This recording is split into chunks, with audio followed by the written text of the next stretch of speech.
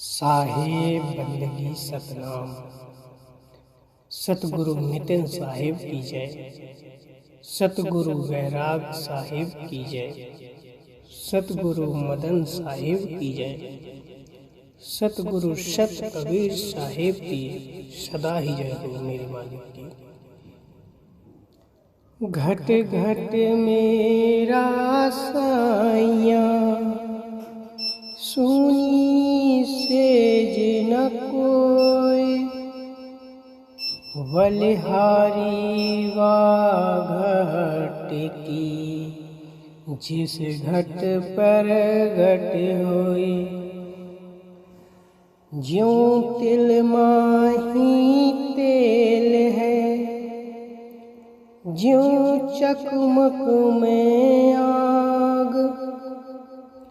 तेरा साईं तुझ में है, जाग सके तो जाग। लाली मेरे लाल की, जित देखूं तित लाल। लाली देखन में गई तो मैं भी हो गई लाल। तो देखो जी, सबसे पहले आपको बताना चाहूँगा कि हमें जो इंसान जन्म मिला है वो क्यों मिला है। सबसे पहला मुद्दा यही होता है कि हमें अगर इंसान जन्म मिला है तो क्यों मिला है। क्या मकसद है कि हमें इंसान बनाया गया और गलियों में जो कुत्ते बिल्ली घूम रहे हैं उनको जानवर बना दिया। हमें इंसान क्यों बनाया गया? क्योंकि मालिक की हम पे दया हुई कि ये बंदा अब इस जन्म में सत्य को खोज के मुक्त हो जाए। क्योंकि मुक्ति केवल सत्य से मिलेगी, सत्य के अलावा असत्य से नहीं मिलेगी। पहले हमें जानना पड़ेगा कि परमात्मा है क्या, सत्य है क्या, क्योंकि सत्य ही परमात्मा है। कोई भी संत महात्मा आया, उसने सत्य नाम बताया। नानक साहब आए, उन्होंने सतनाम की महिमा गाई कि सतनाम वाहेगुरु। सतनाम ही परमात्मा है। सतनाम कोई मंत्र नहीं है, कोई कहे ओम सोहम, वो मंत्र नहीं है। सतनाम कोई अक्षरी ज्ञान नहीं है कि किसी अक्षर के सत नाम 4 अक्षर रट लिए, वो भी नहीं है। सतनाम कोई देवी देवताओं का नाम नहीं है। सतनाम कोई पीर पैगंबर का नाम नहीं है। जो सतनाम है वो सत्य का नाम है, यानी परमात्मा, यानी कि जिसका कभी नाश ना हो। अब क्या है जिसका नाश ना हो, वो हमने खोजनी है वस्तु। हमारा शरीर 5 तत्वों का है। वायु से सांस बनी है, अग्नि से हमारी बॉडी का टेम्परेचर बना है, डॉक्टर के पास जाते हैं थर्मोमीटर लगाने। पानी से हमारा खून, आंसू, लार ये बना है। मिट्टी से हमारी खाल, हड्डियां, दांत ये बना है, बाल। और आकाश से क्या है? हमारा मन, वो बना है। निराकार आकाश, निराकार मन, एक ही चीज है।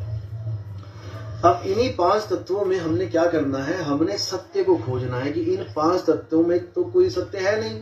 पांचों अविनाशी नहीं है, पांचों बदलते हैं, माया के अंडर है। वो क्या चीज है जो कभी बदलती नहीं है? वो है सत्य। वो क्या है? वो हमारा आत्म स्वरूप है।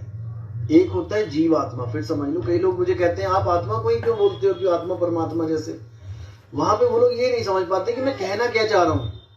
जब मैं कहता हूं कि आत्म स्वरूप, शुद्ध आत्म स्वरूप, तब उसको मानो कि वो परमात्मा बोल रहा हूं, जिसमें कोई विकार ना हो। जब मैं कहता हूं कि आ रहे जा रहे हैं, तो समझ जाओ कि मैं जीव आत्मा की बात कर रहा हूं। 2 प्रकार, एक जीव है और एक आत्मा है। जब कहीं भी सत्संग में मैं कहता हूं कि शुद्ध चैतन्य स्वरूप आत्मा, तब समझ जाओ कि वो परमात्मा और आत्मा एक रूप है। जब मैं कहता हूं भटक रहे हैं या फिर आ रहे जा रहे हैं, तो वो सुरत रूपी जीव आत्मा हो जाती है। सुरत क्या होती है? हमारे शरीर का जो, हमारी आत्मा का जो ध्यान है, उसको सुरत कहते हैं। जैसे मैं यहाँ बैठा हूं और मेरा ध्यान दीवार में है, तो मैं यहाँ पर भी हूं और मैं वहां पर भी हूं। मैं दोनों जगह काम कर रहा हूं। यहाँ पर मैं अचल हूं, बैठा हूं, कहीं चल नहीं रहा हूं, लेकिन सुरत के रूप में मैं पूरा देख रहा हूं। कभी छत पे जा रही है, कभी कहीं जा रही है, कभी। तो सुरत जो है चलायमान है। आत्मदेव अचल है। आत्मदेव कभी चलता नहीं है, वो एक जगह टिका हुआ है। जैसे घड़ी की सुइयां चलायमान है, लेकिन घड़ी की सुइयों के बीच में जो कील लगी है, वो कील एक जगह स्थिर है, वो आती जाती नहीं है, वो कहीं नहीं चलती, वो एक ही जगह टिकी है। उस कील की वजह से ये तीनों सुनियां घूम रही हैं। तो इसी तरह हमारे आत्म स्वरूप की वजह से मन भी भाग रहा है, माया भी भाग रही है, सूरत भी भाग रही है। आत्मा से ही ताकत ले रही है। आत्मा की ताकत अगर खत्म हो जाए तो ये सब कुछ खत्म है। इसी आत्म स्वरूप को जानने के लिए संत महात्मा हमें प्रवचन करते हैं कि तुम सत्य को जानो। सत्य क्या है? हमारा शुद्ध चैतन्य आत्म स्वरूप ही सत्य है। और जो हमारी सूरत है ये अविनाशी है। इसको जीव बोला गया है, इसको सोहंग बोला गया है। ओम क्या है? ओम है हमारी काया। ओम काया मरमर जाए, सोहम फिर गोता खाए। यानी ओम काया मरमर जाए, ये शरीर सबका मर जाएगा एक दिन। ब्रह्मा विष्णु महेश कोई भी आया इस दुनिया में, वो सदा के लिए नहीं रह पाया। वो एक दिन शरीर छोड़ के चले गए। उनकी सूरत क्या? उनकी ध्यान की अवस्था जहां तक थी, उनकी सूरत वहां पहुंची। जैसे कृष्ण जी आए यहाँ पर मृत्यु लोक में, लेकिन उनका धाम बताया जाता है गोलोक। गोलोक तो यानी वो यहाँ बैठे बैठे गोलोक तक की साधना की उन्होंने। तो सूरत यहाँ पे भी काम कर रही थी उनकी, और गोलोक में भी। यहां से गई और सीधे गोलोक में पहुंच गई। तो कबीर साहब क्या कहते हैं कि किसी लोक की साधना नहीं करनी है, आस भी नहीं रखनी है मन में कि मैं किसी सतलोक में जाऊंगा, अलख लोक में जाऊंगा, नामी लोक में नहीं जाना, कहीं किसी स्वर्ग में नहीं जाना, किसी गोलोक में नहीं जाना, किसी शिवलोक में नहीं जाना, कहीं नहीं जाना। कहां जाना है? शब्द में। अब वो शब्द क्या? ये बोलने वाले शब्द नहीं, वो शब्द है उस अखंड नाद को बोला गया है, वो अखंड धुन को बोला गया है, जिस धुन के द्वारा ये सारी धुनें निकल रही हैं। हमारे मुंह से जितनी भी आवाजें निकल रही हैं, ये उस धुन की वजह से निकल रही है। जैसे आपने देखा होगा कि जो लाइन चलती है करंट वाली, बिजली की तार 33,000 वोल्ट 50,000 वोल्ट खेतों में जो होती है, तो उसमें एक आवाज चल रही होती है, चर चल ही रही है, वो सिंगल तार भी बज रही है आपस में। वही आवाज, वही तरंग, वही जो बिजली है जब आपके टीवी में जाती है, स्विच लगाते हो ना, अब वही बिजली क्या कर रही है? उस एक आवाज से दुनिया भर के चैनल चला रही है। हिंदी में सुन लो टीवी चैनल में, पंजाबी सुन लो, उर्दू सुन लो, वही एक आवाज कितनी सारी आवाजों में कन्वर्ट हो रही है। जैसे स्विच ऑफ किया वो सारी आवाजें बंद हो गई। इसी प्रकार वो एक आत्म स्वरूप का जो धुन है, एक धुन, एक नाद, वो इस टीवी, ये टीवी है, इस टीवी में से ये अक्षर निकलवा रहा है। हिंदुस्तान वाला टीवी है ये, तो हिंदी में बोल रहा है। पंजाब वाला टीवी है, वो पंजाबी में बोल रहा है। कोई अंग्रेज है, वो अंग्रेजी में बोल रहा है। जापान जापानी में बोल रहा है। यानी कि वो एक आवाज इतने सारे अक्षरों को पैदा कर रही है। अब इतने सारे अक्षरों को पैदा कर रही है, वो ठीक है, लेकिन हमें इन अक्षरों में नहीं उलझना है, क्योंकि ये हमारे शरीर के द्वारा ही बोले जा रहे हैं। अगर मैं कहता हूं कि हरे कृष्ण हरे राम, तो ये मेरे शरीर के द्वारा बोला गया, ये वो नाम नहीं है जो अखंड है, ये खंडित हो जाएगा। जैसे हरे कृष्ण हरे राम, यहां पे रुक गया काम, उसके बाद फिर आ जाओ हरे कृष्ण हरे राम, हरे कृष्ण हरे राम, तो ये हम बार बार बोल रहे हैं, हम तोड़ के फिर जोड़ने की कोशिश कर रहे हैं। एक नाम खत्म होता राम, वहां पे खत्म हो गया, राम दोबारा जपने के लिए दोबारा बोलना पड़ेगा, यानी वो खंडित हो गया। तो इस तीन लोक में, तीन लोक की बात कर रहा हूं, तीन लोक में अखंड नाम कौन सा है? अगर आप एक आवाज अपने मुंह से निकालते हो लगातार, वो अखंड है। लेकिन कब तक? जब तक आप उसको बोलना बंद ना कर दो, तब तक वो अखंड है। जैसी आपकी हवा खत्म हुई शरीर की, वो भी खंडन हो गया। वो कौन सा आवाज है?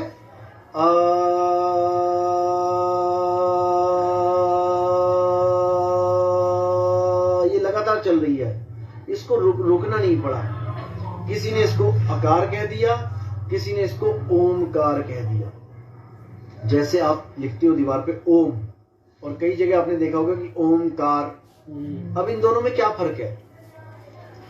हम देखते हैं ना कि ओम लिखा है, ओम केवल दो अक्षर लिखे ओम, और कहीं लिखा होता ओमकार। इन दोनों में क्या फर्क है? सुनने में देखने में लगेगा एक ही तो है, ओम कह दो ओमकार कह दो, पर नहीं, एक नहीं है। ओम तब होता है जब आप केवल एक बार बोलो ओम। अब ये ओम है, अब ओमकार क्या है? ओम।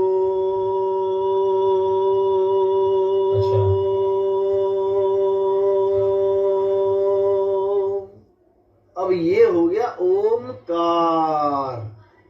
जो 3 लोक में आवाज गूंज रही है इसकी। गीता में भी बोला गया है कि हे अर्जुन, ये ज्ञान मैंने सूर्य को दिया था तेरे देने से पहले।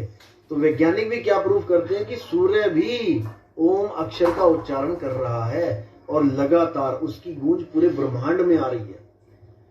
असल में वो क्या है, वो तत्वों की ही धुन है। आकाश तत्व की धुन ही ओम कही जाती है, जो हर जगह व्याप्त है, जिसको ब्रह्म कहते हैं हम लोग, जो हर जगह व्याप्त है। आप कान बंद करो, अभी चल पड़ेगी, अभी सुनना शुरू हो जाएगा, लेकिन वो रूप बदल के थोड़ा सा। वो ओम है क्योंकि वो कहीं से शुरू हुई है और कहीं अंत होगी, लेकिन बीच का पोर्शन सुनाई देता हमें। ओ, वो चलती है लेकिन बहुत महीन सी चलती है। ये अभी चल रही है वो। हाँ, वही उसी को बोला गया है, उसी को एक वो बोला गया है। वो चलती झिंगुर जैसी, वो लगता है लगातार है, लेकिन भाई ये तब शुरू हुई ना जब तुम्हारी बॉडी बनी है, जब ये संसार बना है। इससे पहले कहाँ थी ये? इसीलिए उसका आदि है और उसका अंत भी है, लेकिन तुमने बीच का पोर्शन पकड़ लिया है, इसलिए तुम्हें लग रहा है कि हाँ वो लगातार चल रही है। तो उस ओंकार से परे जो ज्ञान है, ब्रह्म से परे का जो ज्ञान है, वो है सतगुरु बंदी छोड़ कबीर साहब का ज्ञान। वो कहते हैं कोई भी अक्षर तुम्हारे मुंह से निकलता है, A to Z, Ram Ram Ram Ram, चाहे कबीर कबीर ही क्यों ना जपते रहो, कबीर कबीर कबीर, सत कबीर, अल्लाह कबीर, कुछ भी करते रहो, वो सब नाम नकली हैं। वो सब नाम एक आम इंसान ने बनाए हैं। जैसे हमने फल के नाम रख दिए, सेब, संतरे, इनका कोई नाम नहीं है अपना। अभी अंग्रेज के पास जाके बोलो कि ये क्या है, वो कभी जिंदगी में नहीं बोलेगा ये सेब है, वो कहेगा एप्पल है। क्यों? क्योंकि उसने नाम रख दिया एप्पल। हमने रख दिया सेब, तो हमें लगता है कि ये सेब ही है। समझे? इसी तरह हमने नाम रख दिए भगवानों की राम, तो राम ही है, कृष्ण कृष्ण ही है। शंकर जी की फोटो कोई देखता है तो कहता है अरे ये कैसा बंदा है, गले में सांप डाला है, वो बोलते हैं इसको, क्योंकि उनको नाम ही नहीं पता उसका। लेकिन जब यहाँ पे 2-4 बार मंदिर में घूमते तो पता लग जाता है भैया शिवा है ये, क्योंकि हमने उसका नाम रखा है। क्या, कैसे रखा है? क्योंकि ये अक्षरों की खोज हो चुकी है। अगर अक्षर हटा दो इस दुनिया से, जैसे कुत्ता कोई अक्षर नहीं बोलता, बिल्ली कोई अक्षर नहीं बोलती, तोता बोलता है, वो हमारी भाषा बोलता है हमसे कॉपी करके। तोते ऐसे ऐसे हैं जो हर जानवर की भाषा बोलने लग जाते हैं। गाय भी बोलती है ना भैं करके, तो तोता उसको भी कैच कर लेता है। यूट्यूब पे देखोगे ना तोता, तो हर जानवर की कैच कर लेता है, तो उसने आदमी की भी कैच कर ली। लेकिन वो भले राम राम बोल रहा है, लेकिन उसको पता नहीं मैं बोल क्या रहा हूं। वो एक तरह का टेप रिकॉर्डर है, बटन दबा दिया, तुमने कुछ बोला और उसने रिकॉर्ड करके चला दिया। तो हमने जितने भी नाम रखे हैं, जितने भी A to Z हमने रखे हैं, क्योंकि इस आदमी ने 52 अक्षरों की खोज कर दी थी। गा खा गा गा, चा छा जा जा, टा ठा डा डा डा। इसको अक्षरों की खोज करने के बाद उसने सारे नाम रख डाले दुनिया भर के। अब रखे थे अपनी सहूलत के लिए, क्योंकि उसके पास जो चीजें थी आसपास की, उसको हर चीज की जरूरत पड़ रही थी। तो बार बार कौन इतने मगजमारी करे कि चित्र बना के दे कि वो ले चाहिए मुझे, इसलिए हमने उसके नाम रख दिए। पानी का नाम हमने पानी बता दिया कि ये पानी होता है। जब भी मैं बोलूं पानी, तो तुमने ये चीज लेके आनी है। और वही चीज हमने पूरी अपनी कम्युनिटी में, अपने जितने भी बच्चे थे, बुजुर्ग थे, सबको सिखा दिया। तो अपनी अपनी कम्युनिटी में हमने अक्षरों का पूरा फैलाव कर दिया। जो हिंदी की खोज थी वो हिंदी में आ गए सारे, जो अंग्रेजों ने खोज करी उन्होंने अंग्रेजी में फैला दिया, जापान वालों ने जापानी में फैला दिया, अपने अपने देश में सबने फैला दिया, ताकि कल को झगड़ा ना होता रहे चीजों के पीछे। मैंने सेब बोला तो सेब ही लेके आए, बंदा चप्पल ना उठा के लेके आ जाए कहीं।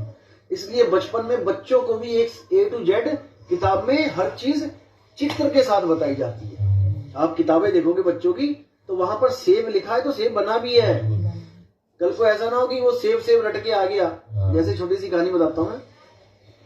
एक बच्चा, एक आदमी था, उसके 2 बच्चे थे। तो एक बच्चे को उसने एडमिशन करा दिया कॉन्वेंट स्कूल में, बढ़िया स्कूल में। उसकी फीस थी 5000 रुपए 1 महीने की। अब उसने देखा कि भाई मेरे इतनी आमदनी तो है नहीं मेरी कि मैं 10,000 रुपए लगाऊं, मैं दूसरे को ऐसा करता हूँ सरकारी स्कूल में डाल देता हूँ। तो सरकारी स्कूल में जब उसने डालने गया तो वहां पर जो फीस थी वो थी सारी 500 रुपए। कहता कमाल हो गई, बहुत बढ़िया। तो 5000 वाला रख लिया उधर, बच्चा डाल दिया, और 500 वाला इधर हो गया। लेकिन जो 500 वाला भी जो टीचर था ना, वो बड़ा आलसी था। वो ज्यादा मगजमारी नहीं करता था बच्चों के साथ, सरकारी था। तो जब वहां पे पहले दिन बच्चे गए और पहले दिन जब वो अपना स्कूल में सीख के आए, घर आए वापस, तो पापा को बताया उसने, पूछा हाँ बेटा क्या सीखा आज तुमने? तो दोनों बच्चे शुरू हो गए, A for apple, B for bat, C for cat, D for dog. तो पिता हैरान, कहता कमाल हो गई, ये प्राइवेट वाला भी वही बता रहा है और ये सरकारी वाला भी एक सी बात बता रहा है। यार इससे अच्छा तो मैं दोनों को सरकारी में डाल दूं, उसको मैं 5,000 क्यों दे रहा हूं फालतू में। लेकिन फिर वो सोचता है कि यार ऐसा कैसे हो सकता है, कुछ तो भेद है, वहां 500 क्यों है, वहां 5,000 क्यों है, परीक्षा ली जाए इनकी। तो क्या कहता है कि बेटा फ्रिज में जाके एप्पल लेके आओ। अब जब वहां पे जाता है वो एप्पल लेने, एक तो उठा के ले आता है और दूसरा खड़ा देखता रहता है। फ्रिज अलग अलग थे दोनों के, वो अपने फ्रिज से ले आता उठा के, वो खड़ा देखता रहता है क्या लूं इसमें से, क्योंकि बहुत सारी चीजें हैं। तो कहने का मतलब वहां पर चित्र के साथ पढ़ाया जा रहा था। ए फॉर एप्पल, ये है एप्पल, बी फॉर बैट, ये है बैट। और जो सरकारी वाला था वो किताब खोले बिना, हाँ बेटा बोलो, ए फॉर एप्पल, जैसे दो का पहाड़ा करते हैं। तो उनको रटवा दिया उसने, लेकिन वो ज्ञान नहीं दे पाया, किताब खोलने का उसने मेहनत नहीं करी और वो रटवा दिया केवल। इसी प्रकार हमने क्या किया, हमने जितने भी अक्षर थे उसके द्वारा हमने क्या किया, चीजों के नाम तो रटवा दिए, दुनिया को बता भी दिया, लेकिन हमने एक गलती क्या कर दी, हमने भगवान के भी नाम रखने शुरू कर दिए। बस ये गलती हो गई। यहां पर भी हमें वस्तु बतानी चाहिए थी कि वो होती क्या है। जब हम कहते हैं राम, तो हमारे सामने एक धनुष बाण वाला चित्र आ जाता है कि भैया राम। हम कहते हैं दुर्गा, तो हमारे सामने एक चित्र आ जाता है दुर्गा। हम कहते हैं कृष्ण, तो हमारे सामने आता है कृष्ण। अब हम कहते हैं परमात्मा, अब किसका चित्र आया तुम्हारे सामने?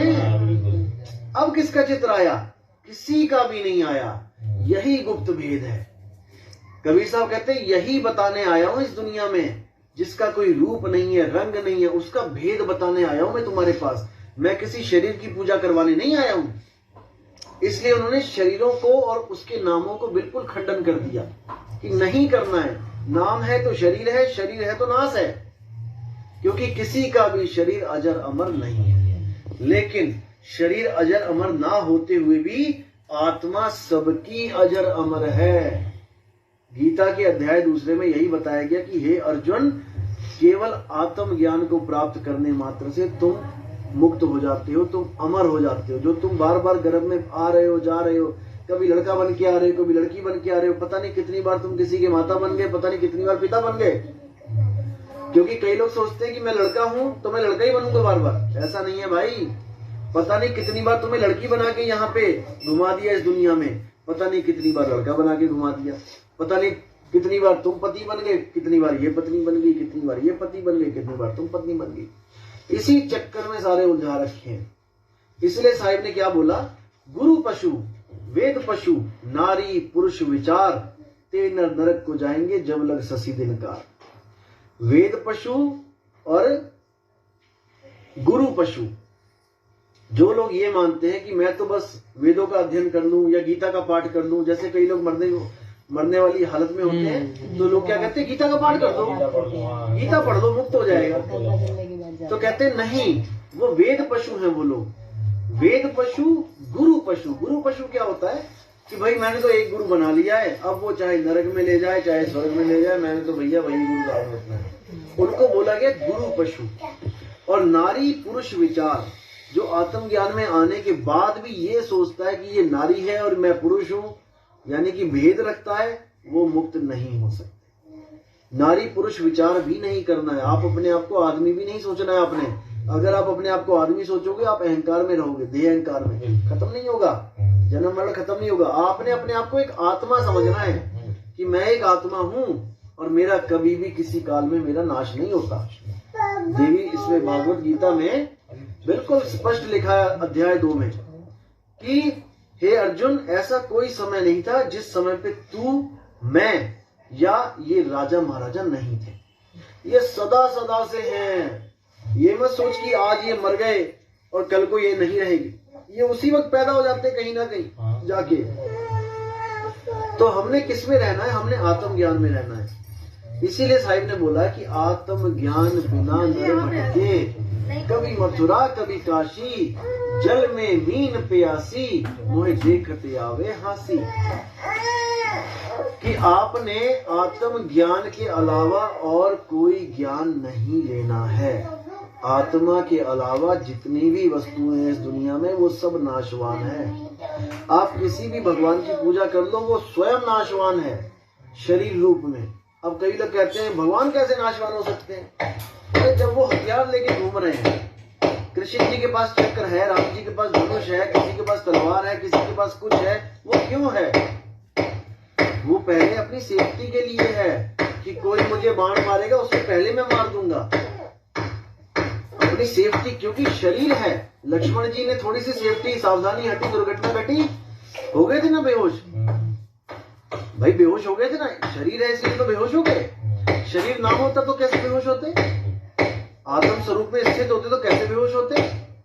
इसलिए शरीर ही बंधन है।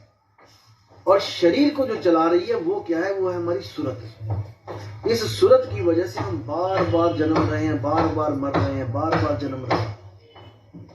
तो सूरत का सारा खेल है।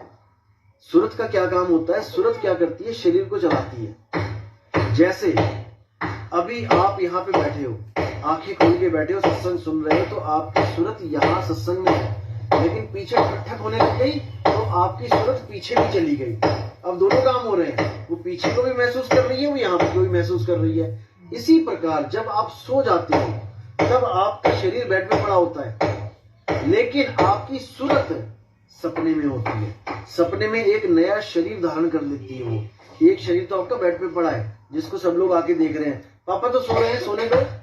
और पापा को सपने में शेरों ने दौड़ा रखा है, पापा भाग रहे हैं गलियों में, पीछे शेर पड़ा हुआ है, और लोग क्या कह रहे हैं? बच्चे की पापा को सोने दो।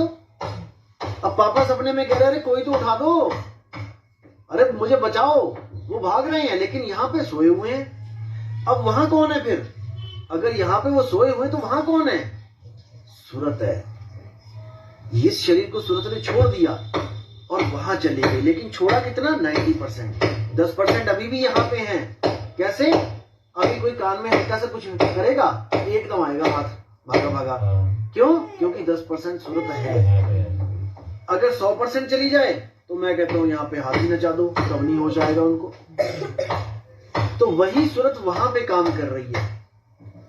उसी सूरत के पास जैसे वहां शेर पड़ गया पीछे, तो सूरत वहां से भाग के इस शरीर में आ जाती है, क्योंकि इस सूरत को ये याद होता है कि उसके अलावा मेरे पास एक और शरीर है जहां पे मैं दिन भर काम करती हूँ। क्योंकि आप एक ही जीवन में 2 जिंदगियां जीते हो, एक आंखें खोल के और एक आंखें बंद करके। मान के चलो 16 घंटे आप आंखें खोल के जीते हो और 8 घंटे आप आंखें बंद करके जीते हो। वो भी तो तुम्हारी जीवन का ही एक पार्ट है। तुम्हारी लॉटरी वहां पे भी लगती है, सपने में। सपने में तुम्हें खुशी होती है कि आज मेरी लॉटरी लगी है, और जब आंखें खोलते तो कहते हो हे भगवान, ये सपना क्यों था, असल क्यों नहीं था। कई बार तो बंदे सपने में रखते हैं तकिए के नीचे पैसे, तो जब जगते हैं ना तो देखते हैं यार कहाँ गया, क्योंकि सपने में रखा था, वही याद रह जाता है। तो ये सब सपनों का, ये सब सूरत का खेल है। जैसे एक आदमी का झगड़ा हो गया किसी से, अब वो आदमी बड़ा खतरनाक था, उसके पास 50 गुंडे थे। अब उससे बचने के लिए क्या किया, उस बंदे ने भी 50 गनमैन रख लिया। अब 50 गनमैन रख लिया। वो गनमैन क्या कह रहे हैं कि महाराज सर आप सो जाओ आराम से, 50 लोगों के बीच में आप सो जाओ, आपको कोई बाल बांका नहीं कर सकता, आप बिल्कुल चिंता मत करो, आपको कोई कुछ नहीं बिगाड़ सकता। उन पर विश्वास करके वो सो जाता है। जैसे ही वो सोता है वैसे ही सपने में क्या देखता है कि वही जिससे लड़ाई हुई थी, झगड़ा हुआ था, वो लोग आके उसको 50 बंदे गोलियां मार रहे हैं। और वहां से एकदम उठता है, कहता बचाओ बचाओ। तो वो कहते हैं अरे आप क्यों चिंता कर रहे हो, आपको कोई हाथ नहीं लगा सकता, हम खड़े हैं ना यहाँ पे। वो कहता है अरे भैया हाथ नहीं लगा सकता, नहीं मुझे भून दिया था उन्होंने, इतनी बुरी मौत मारा मुझे, तुम लोग हाथ नहीं लगा सकते। तो कहने का मतलब कि वो यहाँ पर भी जीवन जी रहा है और वहां पे भी जीवन जी रहा है। यहाँ का जीवन सत्य लगता है, वहां का असत्य लगता है। क्यों? क्योंकि यहाँ पे जड़ माया है। मैं इस मोबाइल को छू सकता हूँ, वहां पे भी छू सकता हूँ, सपने में भी तो मैं छूता हूँ, हर चीज को महसूस करता हूँ। लेकिन वहां जो चीजें होती हैं वो क्षण मात्र के लिए होती हैं। जैसे कि वहां लॉटरी लगी तो रात रात की लगी, अगले दिन वो पैसा नहीं मिलेगा। अगले दिन फिर कोई सपना होगा, मैं कहीं और घूम रहा हूँ, पानी में डूब जाऊंगा, फिर अगले दिन फिर एक जीवन मिल जाएगा वहां पे मैं रोज मरूंगा, मुझे अगला जीवन मिलेगा। यहाँ पे मैं 50 साल के बाद मरूंगा, 60 साल के बाद मरूंगा। तो मुझे ये मौत असली लग रही है और वो मौत नकली लग रही है। वहां पे मुझे कोई गोली मारता है, कई बार सांप काट लेता है सपने में, और हम महसूस भी करते हैं अरे सांप ने काट लिया, लेकिन जब हम उड़ जाते हैं अगली बार से नया सपना चालू होता है। वो सांप ने जो काट लिया और रात गई बात नहीं, अब अगला सांप आएगा काटने के लिए। तो वहां पर हम उसको झूठ इसलिए मानते हैं क्योंकि वो एक एक दिन का जिंदगी है, सिंगल डे की लाइफ है हमारी, एक दिन की जिंदगी। अगर वहां पर भी ये काम होने लग जाए कि आपकी लॉटरी लगी है जी 1 करोड़ और आप अब इसको खर्चो रोज के रोज, आपके पास अकाउंट में पड़े हैं, तो अगर आप यहाँ भिखारी हो और वहां आपकी लॉटरी लग गई है तो आप यहाँ से ज्यादा वहां जीने में विश्वास रखोगे कि भैया ये नहीं, ये जीवन बेकार है, वो सही है। जैसे कोई कामी आदमी है जिसको काम, लड़कियां उससे प्रेम है जिसको, उसके सपने में कोई स्त्री आ गई सुंदर सी और किसी ने उसको हिला दिया, उठ भाई काम पे नहीं जाना, तो वो एकदम खुंदक में, अरे तूने ये क्या कर दिया, क्योंकि वहां पर उसको वो चीज मिल रही थी जो उसको चाहिए। अब वो दोबारा उसी वक्त सोने की कोशिश करेगा और सोचेगा वहीं से सपना स्टार्ट हो जाए मेरा। अब यही है सूरत का खेल, जहां पर वो सत्य मान रही है वहीं से स्टार्ट करने में लगी हुई है। जब आपका ये देह छूटेगी और अगर आपको इस देह से प्रेम है तो ये दोबारा इसको स्टार्ट करेगी कि मुझे दोबारा शरीर चाहिए। अंत समय में आपने इसको ध्यान ही नहीं देना है शरीर को कि मेरा कोई शरीर भी है। आप एक सूरत हो जहां गुरुजी ने आपको इशारा किया है तन मन धन से झंडा गाड़ देना है, हिलना नहीं है। ये नहीं सोचना कि मैं मरूंगी, कभी कोई नहीं मरता इस दुनिया में, कोई मरता नहीं, यही सबसे बड़ी प्रॉब्लम है। मर जाए तो काम ना खत्म हो जाए, मरता ही कोई नहीं है। मरता मरता जग मुआ, मरना जाने ना कोई, इस ऐसी मरनी जो मरे फिर मरना ना होए। वो कह रहे हैं ऐसे मरना सीख लो एक बार, जैसे मैं बता रहा हूं। कैसे? जब इस शरीर को छोड़ो तो अपनी सारी सूरत को इकट्ठा करके आत्म स्वरूप में लगा दो। अगर ये कला आपके पास है तो भैया आपको दोबारा गर्म में डालने वाला कोई पैदा नहीं हुआ। अगर ये कला नहीं है तो आपको बचाने वाला भी कोई पैदा नहीं हुआ। और बचना बचाना आपने स्वयं है। मम्मी ने खाना बनाना सिखाया था ना, उसके बाद यहाँ मम्मी आके खाना नहीं बना रही है, अब आपने ही बनाना है। मम्मी ने तो सिखा दिया आपको, गुरु तो केवल आपको सिखा देता है कि बेटा ये ऐसे करना है तूने काम, अब आगे का काम आपने करना है। तो जन्म मरण से बचने का केवल एक ही रास्ता है, सूरत को शब्द में संभालना। अगर सूरत शब्द योग आपने नहीं किया और इन मंत्रों के चक्कर में उलझ गए तो मेरे भाई जन्म मरण आपका बेकार है, इस दुनिया में आना ही बेकार हो जाएगा। इसीलिए साहिब ने बार बार बोला नाम है जप में, नाम है तप में। कितनी बार बोला कि नहीं, न तंत्र मंत्र जप तप नहीं करना है, तंत्र मंत्र सब झूठ है, इनमें ना उलझे कोई, और सार शब्द जाने बिना कागा हंस ना हो। कागा रूपी कौन? ये सूरत जो कागा रूपी हो चुकी है, जिसको इंद्रियों से प्यार हो गया है, छोड़ना नहीं चाहती है, वही कागा हंस बन के निकलेगा जब वो अपनी आत्मा को, आत्म स्वरूप को जान जाएगी। आत्म स्वरूप से बड़ा इस दुनिया में कोई नहीं है भाई, उसका कभी नाश नहीं होता। बाकी जितने भी स्वरूप है वो देह स्वरूप है, देह सबका नाश होता है, चाहे कोई गुरु है चाहे कोई चेला है। एक डाल दो पंछी बैठे, एक गुरु एक चेला, गुरु की करनी गुरु भरेगा, चेले की करनी चेला। और साधु भाई उड़ जा हंस अकेला, वो अकेला ही उड़ेगा। तो इस दुनिया से जब आप जाओगे तो आपके पास, इस शरीर से जब आप छोड़ोगे शरीर को, तो आपके पास 9 दरवाजे हैं खुले हुए। 1 2 3 4 5 6 7 8 पीछे 9, ये 9 दरवाजे खुले पड़े हैं।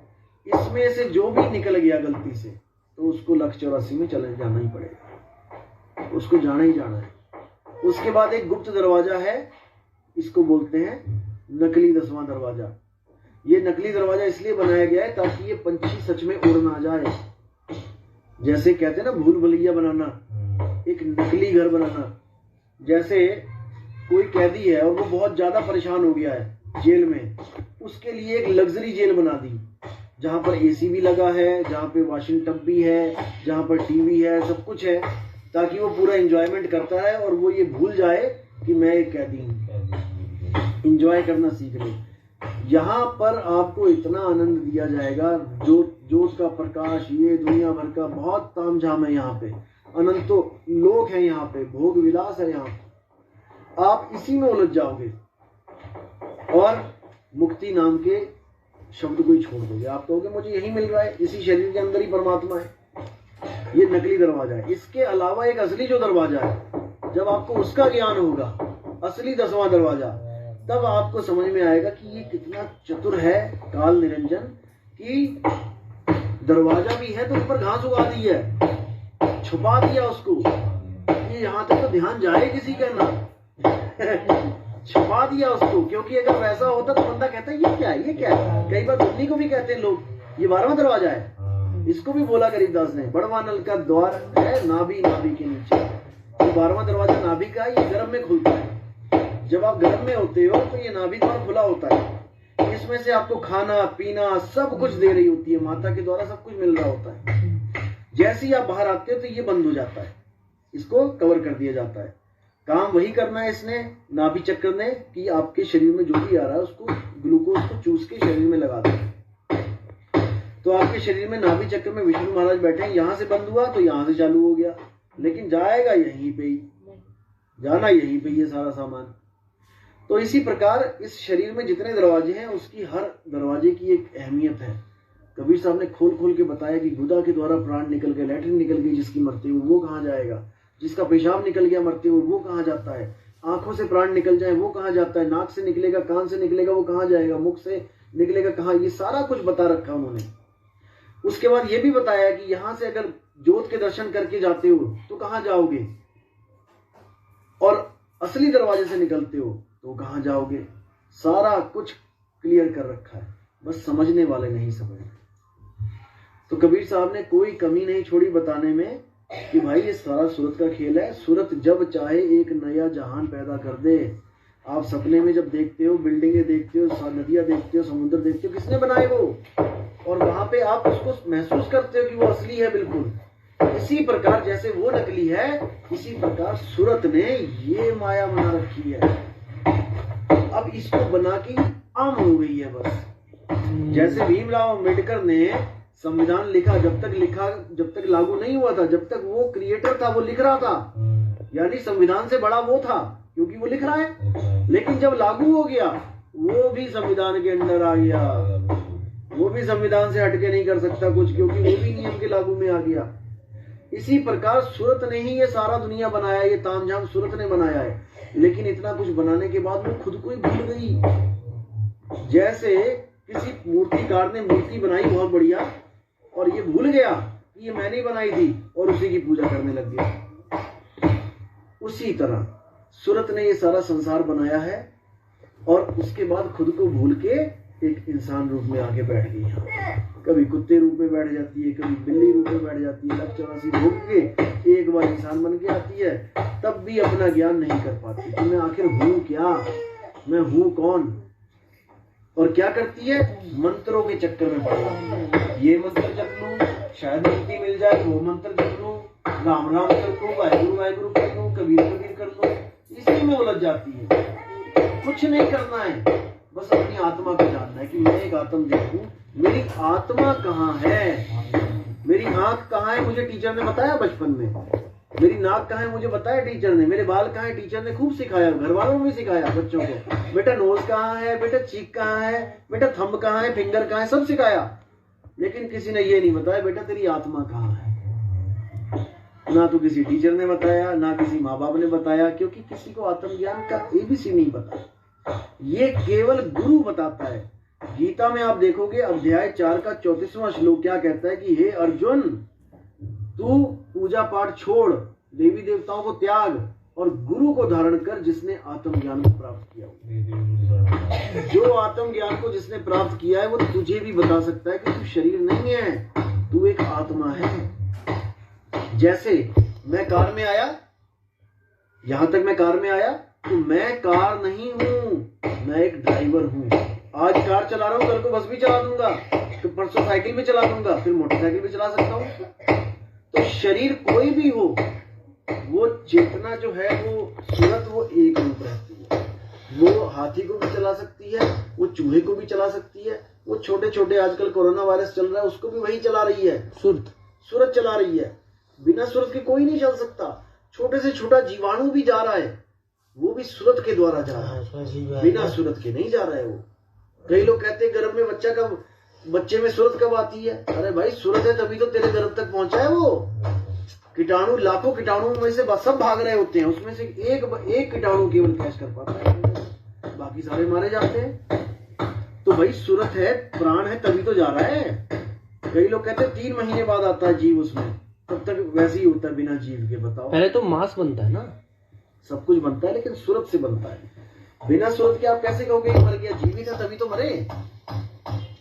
जब जीवित है तभी तो भाग रहा है वो अपनी जगह को लेने के लिए। जो सबसे पहले पहुंच के अंडे में चला जाता है वही बच्चा बन के अच्छा, वो भी मतलब उसमें भी काफी सारे लोग हैं, उसमें से एक जाके रुकता है, एक रुकता है, मुंह से नाक से सांस नहीं ले रहा। हाँ, बंगनाल से ले रहा है, बंगनाल से ले रहा है वो। तो ये भी डीप नॉलेज कबीर साहब ने दी है, नहीं तो कोई नहीं जान सकता इसको। जीव आता कहाँ से है? जब गर्भ में होता है तो सूरत चली जाती है छोड़ के शरीर को। जो मैंने बताया ना कि 10% है, 90% वहां है, इसी प्रकार 10% रहती है शरीर में, तभी तो वो लाते मारता है। अच्छा, गर्भ में माँ के पेट में दे लात, दे मुंह से। क्यों मार रहा है? क्योंकि 10% सूरत है। अगर वो 10% भी ना रहे तो वो मुक्त हो गया। लेकिन उसने शरीर धारण किया हुआ है, इसलिए वो 10% से बच नहीं सकता, उसको आना पड़ेगा। उसको केवल 90% परमात्मा दया करके उसकी सूरत को शब्द से लगा देता है। 90% में बचा लेता है कि चल कोई बात नहीं, तू गर्भ में पड़ा है, त्राहिमाम जल रहा है, मर रहा है, चल ले बेटा तेरा दुख काट देता हूं मैं। लेकिन 9 महीना 10 दिन की जेल तो होनी है, ठीक है ना। तो इस प्रकार परमात्मा हमें बचाते भी हैं, हमारी रक्षा भी करते हैं। गर्भ के अंदर भी वो गुरु हमारी रक्षा करता है। गर्भ के अंदर जो ये जितने गुरु कहते हैं ना कि गुरु तुम्हारी रक्षा करेगा, गुरु लेने आएंगे अंत समय में गुरु। अरे मुझे ये बताओ, गर्भ में कौन सा गुरु मेरे लेने आ गया? जब मैं गर्भ में था तो कौन से गुरु ने मुझे बचाया? कबीर साहब ने वाणी में बताया कि गर्भ में भी वो मालिक तुम्हारी सूरत को खींच लेता है, गर्भ से बाहर तुम्हारी सूरत को ठिकाने पे लगा देता है। लेकिन जैसे ही शरीर से बाहर आते हो तुम गर्भ से, तुम्हारी सूरत को वो एंटर करवा देता है। वो उस दरवाजे से एंटर करती है जहां से हमने निकलना है। और जैसे ही एंटर करती है ये सारे अंग जितने भी हैं ये सब काम करने लग जाते हैं। कई बार देखा होगा बच्चा पैदा होता है, रोता नहीं है, बिल्कुल ढीला सा पड़ा होता है, कोई हाथ नहीं हिलाता, कोई पैर नहीं, तो उसको उल्टा करके मारते हैं उसके पीछे। अब मारते हैं जैसे सोए हुए को जगा रहे हैं, उठ। वो 90% को बुला रहे हैं, 10% तो है, 90% को बुला रहे हैं, तो आती है वहां से। जब आती है तो जिस आनंद में वो होता है वो आनंद छू मंतर हो जाता है। अब रोता है वो कि अरे मैं इतने अच्छे मजे में था यार, कहाँ बुला दिया मुझे तुम लोगों ने। तब रोता है वो परमात्मा से अलग होके। जब वो तभी इसके फेफड़े तभी चलते हैं। ये फेफड़े चलते नहीं उसके। जैसे ही वो पहली सांस लेता है रोने के बाद, पहले रोता है फिर ये जो पहला पंप लिया ना, बस जैसे जनरेटर चलाने के लिए 2-4 धक्के लगाने पड़ते हैं ना, उसके बाद डंडा हटा दिया और वो चल रहा है लगातार। कब तक चल रहा है? जब तक फ्यूल है, जब तक उसमें डीजल है वो तब तक चलेगा। इसी प्रकार जब हमने पहली सांस ले ली, ये फ्यूल आ गया हमारा, क्योंकि हमारा फ्यूल सांस ही है। हमें सांसें गिन के मिली हैं, चाहे आप इसको लंबा कर लो चाहे इसको छोटा कर लो। अगर शंकर जी की तरह आप करोगे तो आप अपनी उम्र को लंबा भी कर सकते हो। सांसें कम लो दिन में। अगर आप प्राण योग करने लग जाओ ना, श्वासें कम लो, तो आपकी उम्र लंबी होने लग जाएगी, क्योंकि श्वास ही गिन के मिली है। कबीर साहब ने बोला कई जगह कि बैठत 12 चलत 18 और सोवत 32 भोगत 64।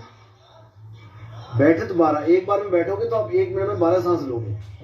बैठत 12 चलत 18, जब चल रहे हो तो 1 मिनट में 18 बार सांस लोगे। सोवत 32, जब आप सो जाते हो तो आपकी सांस तेज हो जाती है। और भोगत, भोग में आप 64 बार लेते हो एक ही मिनट में। तो उन्होंने बोला है कि अपनी सांसों को बचा के रखना है।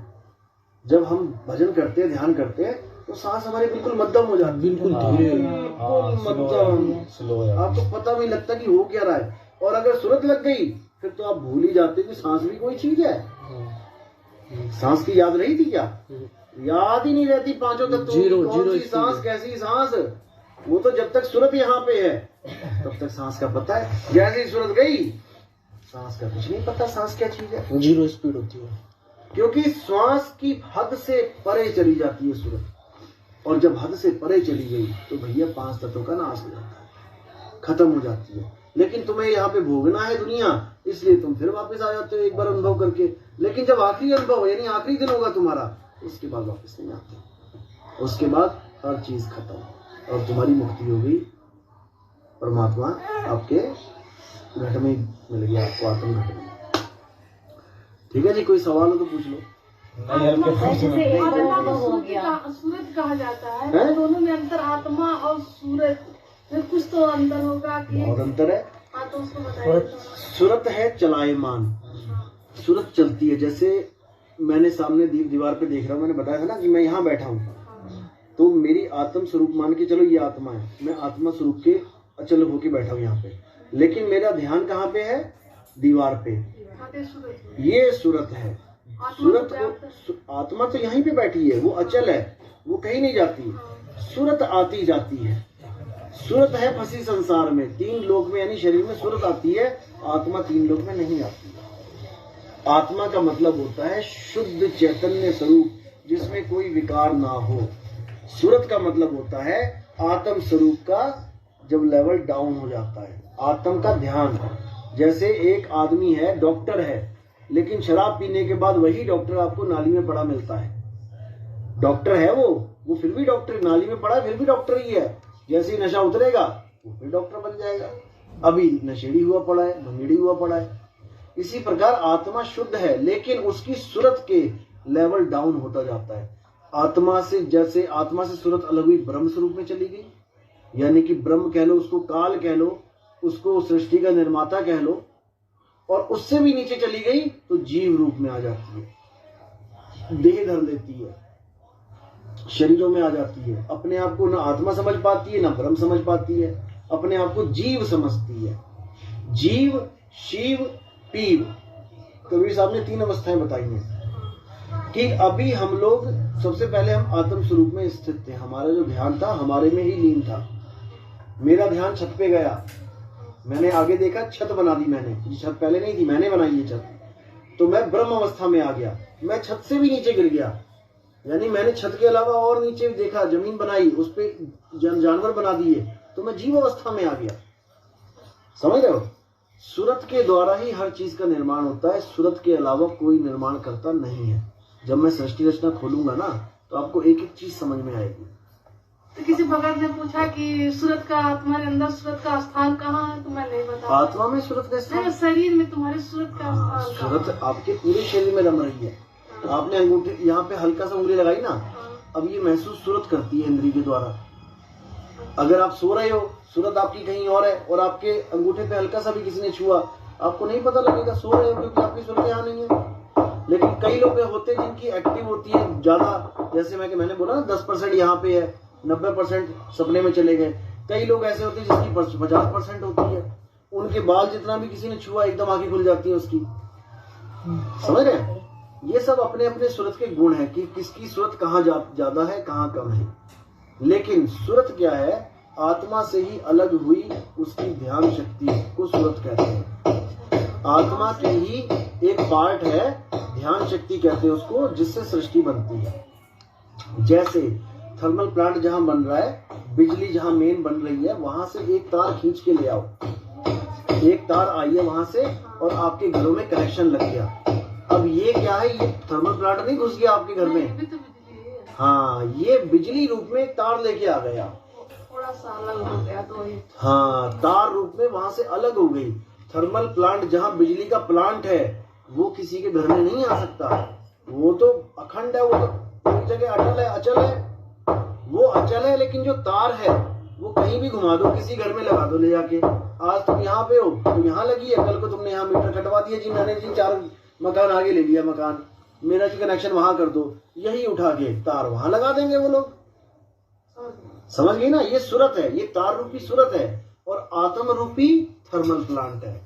जहाँ बिजली पैदा हो रही है। मतलब सूरज भी आत्मा का ही एक पार्ट है एक तरीके से, क्योंकि वो ध्यान से भटक गई है। उसको जीव आत्मा बोल देते। मैंने पहले बताया ना कि आत्मा के दो स्वरूप हैं, एक तो शुद्ध चैतन्य स्वरूप आत्मा है जो अटल अचल अविनाशी है, और एक है जीव आत्मा जिसको हम सूरत कह देते हैं। ठीक है। केवल अपने रूप को भूलने के कारण, जैसे आप शीशे में देखो, आप शीशे के बाहर हो लेकिन आप शीशे को देखते हुए सोचते हो कि मैं शीशे के अंदर हूँ। अब बस यही फर्क है, शीशा ये शरीर है, शरीर के जो अंदर दिख रहा है तुम्हें वो तुम्हारी सूरत है, और शरीर के जो बाहर है वो तुम्हारी आत्मा है, वो असल है। ठीक है ना। सूरत कहाँ फंसी है? शीशे के अंदर। सूरत फंसी संसार में। संसार शीशा है, उसको ही बाहर निकालना है तुमने। तो तुम ना कहीं गए ना कहीं आए, तुम जहां हो तुम वहीं हो, बस तुमने अपनी सूरत को घुमा के ले आना अपने पास। ना कहीं जाना ना कहीं आना, और आपे में आप समाना। समझ रहे हो? केवल अरे साहिब कह रहे ना, सूरत फंसी संसार में तासे पर गई दूर, सूरती बांध स्थिर करो आठों पहर हुजूर। अपने आप में स्थिर करो। जब आपको अपना ज्ञान हो जाएगा कि मैं एक आत्मा हूँ, आपको शरीरों की जरूरत ही नहीं पड़ेगी। जब तक आपको ये भ्रम रहेगा कि मैं एक शरीर हूँ, फिर आप क्या करोगे जब शरीर छूटेगा? अरे भैया मुझे अगला शरीर चाहिए। आप घर में रहते हो इस घर में, लेकिन एक समय ऐसा था जब किसी के पास घर नहीं था। सब लोग जानवरों की तरह घूमते थे। कोई पेड़ मिल गया उसके नीचे सो लिए, कोई गुफा मिल गई उसमें सो लिए। तो ये सब चलते चलते चलते खाना बदोश जीवन बिता रहे थे। किसी एक बुद्धिमान इंसान के दिमाग में आ गई, बुद्धिमान क्या बोलूं उसको मैं, उसने एक घर बना दिया झोपड़ी पट्टी। अब जो उसने घर बनाया लकड़ी का, अब वो उसने अपने पैरों के लिए बंधन बना दिए, बेड़ियां बना दी। अब कहाँ पे वो 50-50 किलोमीटर 100 किलोमीटर चलते चले आते थे, अब वो 5-7 किलोमीटर का एरिया करके फिर वापस वहीं आ जाता था। अब ये हो गया उसका बंधन। कहने को वो झोपड़ी उसका घर है, लेकिन वही उसका बंधन है। अब जैसे ही उसने पहली झोपड़ी बनाई, उसको देख के लोगों ने झोपड़ियां बनानी शुरू। जैसे हमने ये घर बनाए हैं तो हमें आना पड़ता है रात में, चाहे हम कहीं भी जाए हमें आना पड़ता है। इसी प्रकार ये झोपड़ी क्या है? ये शरीर। जब तक ये झोपड़ी नहीं बनी थी हम आजाद थे, हमें कहीं जाना आना नहीं पड़ता था। लेकिन जैसे ही हमने ये झोपड़ी बनाई, अब हम इस झोपड़ी के बिना रहना नहीं सीख पाए। अब हमें ये झोपड़ी चाहिए ही चाहिए। एक झोपड़ी टूटी दूसरी बना दी, दूसरी टूटी तीसरी बना दी। जिसको घर से ही मोह लग जाए, चाहे तूफान आ जाए चाहे भूकंप आ जाए, उसको क्या लेना किसी से? जो रहता ही गंगा किनारे है, खुली आसमान के नीचे सोता है, जैसे साधु बाबा सोते हैं, उनको क्या लेना किसी के घर से? उन्होंने तभी साहिब कह रहे ना, जो तू चाहे मुझको छोड़ सकल की आस, और मेरे जैसा हो रहा है सब सुख तेरे पास। मेरे जैसा हो रहा है मतलब मैं विदेही हूँ, मैं देही नहीं हूँ, मैं शरीरों में नहीं आता हूँ, लेकिन तुम शरीरों से आस लगा के बैठ गए हो। यही तुम्हारे बंधन का कारण है, तुम्हारे दुख का कारण। इसी शरीर के लिए तुम लोगों का खून चूसते हो, फिर इसी शरीर में बीमारियां आती है, उसी को ठीक करने के लिए वही चूसा हुआ खून, वही पैसा डबल देने को तैयार हो। सोचो, इसी शरीर को खुश करने के लिए पहले लोगों से इकट्ठा कर लिया, और फिर इसमें कोई बीमारी लग गई तो उससे 10 गुना देने को तैयार हो गए। तो भैया इकट्ठा ही क्यों किया था? केवल इस शरीर के लिए। इसलिए बोला जो तू चाहे मुझको छोड़ सकल की आस। सकल क्या है? यही है सकल, क्योंकि सकल जहान इससे है। शरीर से ही रिश्ते हैं, शरीर से ही नाते हैं, शरीर से ही दुकानें हैं, शरीर से ही मकान है। तुम्हारा शरीर ही नहीं तो कौन सी दुकान, कौन सा मकान, कौन सा रिश्ता? सारे उठा के तुम्हें चिता पे रख देंगे। ठीक है ना? तो इसीलिए बोला उन्होंने, जो घर फूको अपना तो चलो हमारे साथ। कौन सा घर फूकना है? इसको थोड़ी नहीं आग लगानी है। ये है घर। अगर तुम अपने घर को फूकने को तैयार हो तो चल मेरे साथ, फिर तुझे मैं दोबारा नहीं आने दूंगा यहाँ पे। ठीक है ना?